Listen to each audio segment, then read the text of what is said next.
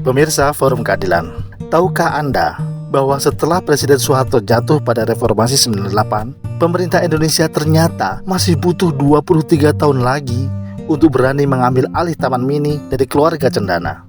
Yayasan Harapan Kita yang selama ini mengelola Taman Mini adalah yayasan yang dimiliki oleh diantaranya anak dan menantu Soeharto. Setelah 44 tahun menjadi pengelola, akhirnya yayasan ini harus rela melepas manajemen aset negara senilai 20,5 triliun rupiah itu ke Kemensetnek Republik Indonesia.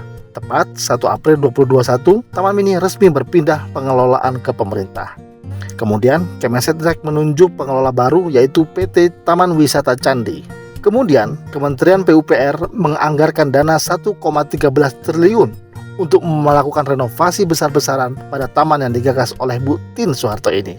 Akhirnya, setelah kurang lebih 10 bulan pengerjaan renovasi, Taman Mini kembali dibuka untuk umum pada 20 November 2022 sebagai masa uji coba. Dan kami mengunjungi taman hiburan ini pada Minggu 27 November tetap masih masa uji coba. Tapi kali ini kami tidak akan banyak mengulas tentang wajah baru Taman Mini setelah renovasi. Kami justru ingin berbagi kepada Anda bagaimana pengalaman menjadi pengunjung. Apa saja perubahan yang Anda rasakan di era baru ini.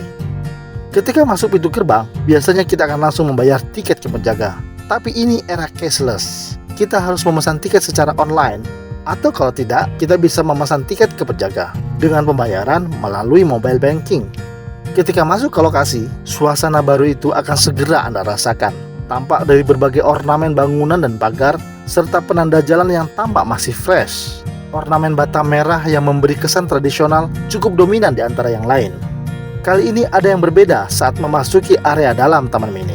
Jika sebelumnya pengunjung boleh menggunakan kendaraan pribadi untuk berkeliling anjungan, kini tak bisa lagi. Pengelola telah menyediakan lahan dan gedung parkir dengan luas yang cukup melimpah. Sebagai gantinya, pengunjung dapat menggunakan odong-odong listrik untuk berkeliling yang disediakan secara gratis. Halte odong-odong ini tepat di samping area elevated parking.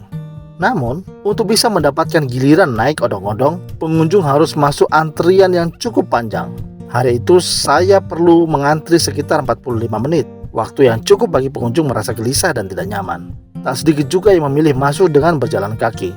Apa pasalnya hingga terjadi antrian? Menurut pengemudi odong-odong, seharusnya ada 50 unit kendaraan yang akan beroperasi melayani pengunjung. Tapi ini baru tersedia 10 unit saja, hingga tentu saja terjadi penumpukan antrian.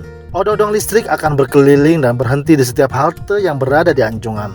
Tapi ya itu tadi, karena terbatasnya unit sehingga selalu penuh. Pengunjung tak bisa mengandalkan odong-odong untuk berkeliling. Satu-satunya pilihan adalah dengan berjalan kaki. Tapi menempuh perjalanan kaki berkilometer untuk menyusuri anjungan juga bukan perkara yang mudah, terutama bagi anak-anak dan difabel. Apalagi jika hari hujan, harus rela berteduh hingga reda. Demikianlah laporan singkat kami saat mengunjungi Taman Mini pasca renovasi. Harus bersusah payah untuk sampai ke anjungan, tapi lebih payah lagi ketika sampai di anjungan, karena susah untuk keluar. Energi kebahagiaan menikmati wajah baru Taman Mini harus tergerus, karena pengunjung yang seakan ditelantarkan. Sampai ketemu lagi.